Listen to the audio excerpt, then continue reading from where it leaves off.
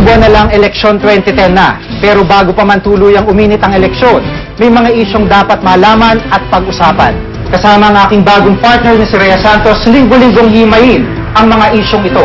Sa unang pagtatanghal ng Reporter's Notebook Election Series ngayong gabi, tampok ang umiiring patalastas ng mga politiko. Ano ang kanilang motibo at saan galing ang pondo? Ito ang Reporter's Notebook.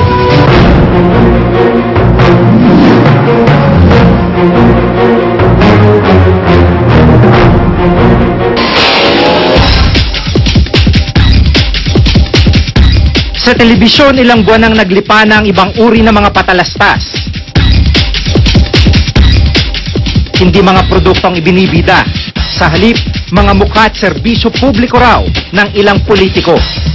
Ang marami sa kanila, nagpahayag na ng deklarasyon sa pagtakbo sa susunod na eleksyon. Tinatanggap ko ang responsibilidad na ituloy ang laban para sa bayan. Matapos ideklara ang kanyang planong pagtakbo bilang standard bearer ng Liberal Party para sa pagkapangulo ng Setyembre. Nagsimulang umere na sa telebisyon ang mga patalastas ni Senador Noynoy Aquino. 2 linggo lang ang nakakaraan. Di ka nag-iisa!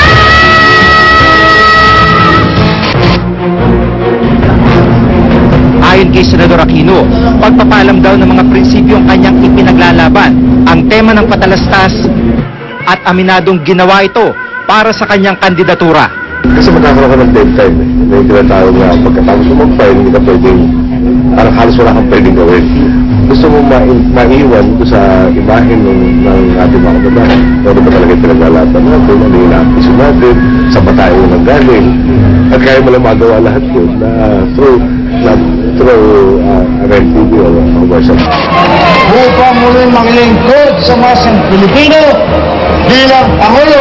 Noong Oktubre, sunod namang nagdeklara ng muling pagkandidato sa pagkapresidente si dating Pangulong Joseph Estrada. Minsan nangarap ng pambansang Aminado rin ng dating Pangulo na ang balak niyang pagtakbo sa presidential race ang motibo sa likod ng huling patalastas niya. tunay na demokrasya nang mangyari. That's my declaration. Declaration lang na ako ay tatakbo pagka-Pangulo. In-inform ko lang mga tao dahil hindi malaman ng tao kung tatakbo ko o hindi. Ang napiling pambato ng Nationalista Party na si Senador Manny Villar ang may pinakamaraming patalastas na umeere sa ngayon. Mula Enero hanggang Oktubre ngayong taon, mahigit 1,000 ad placements na niya ang lumabas sa telebisyon. Ito ay sa ating hangarin na maipaliwanag sa mga tao yung ating mga nagawa naman.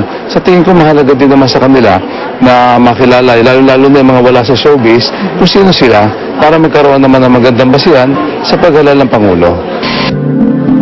Ilang buwan na rin pinapalabas ang patalastas ng founder ng Jesus is Lord movement na si Brother Eddie Villanueva. Agosto na magdeklara ng muling pagtakbo sa pagkapangulo si Brother Eddie. Well, mag-wage ng war against poverty, against corruption, at against the gross negligence sa educational system at ang napabayaan nating kalusugan ng ating mamamayan. Si Senador Francis Escudero na napabalitang pambato noon ng Nationalist People's Coalition.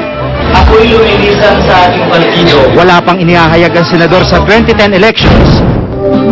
Pero sa kanya namang umiiring mga patalastas, pakikiisa sa kabataan at pagtulong sa mga biktima ng trahedya ang ibinabandera.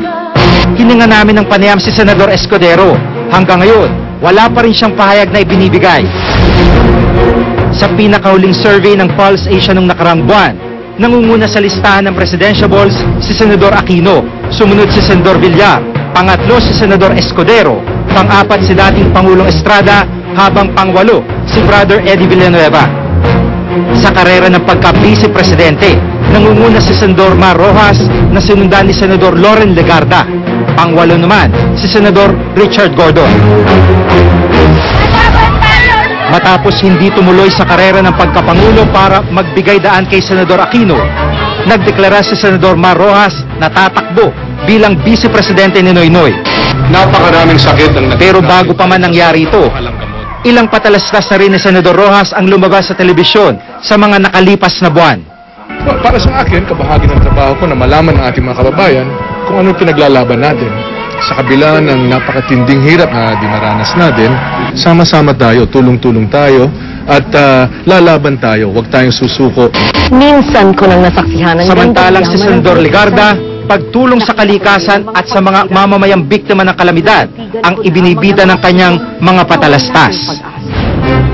I support the vision of my president. Kaninang hapon, formal niyang idineklara ang kandidatura bilang vice-presidente ni Senador Villar. Maliwanag ang aming alyansa sa plataforma ukol sa agrikultura, laban sa gutom, at laban sa climate change na nakikita sa aking mga ginawang batas at sa aking mga infomercials at mga advocacy. Yung tao ay nakakapagbagong buhay. Bakit di ang bayan? Serbisyo publiko rin ang tema ng patalastas ni Senador Richard Gordon. Mga taong natulungan niya naman ang ipinapakita. Naku, magtutulungan tayo. Katulad ng mga natulungan natin sa Pinatubo, nakabangon kami, sa bases, nakabangon kami, sa earthquake, nakabangon kami, sa mga baha, nakabangon kami. We can go Philippines. Magtulungan tayo. Kung tao ay Pero mga patalastas sa mga politiko, inaalmahan ng ilang grupo. Nakita niyo yung ngiti nila. Sino binubulan nila? Sarili tayo. Maliwanag naman yung sasabihin nila eh. Sabi ko nga, short of actual na sabihin nilang butuhin niyo.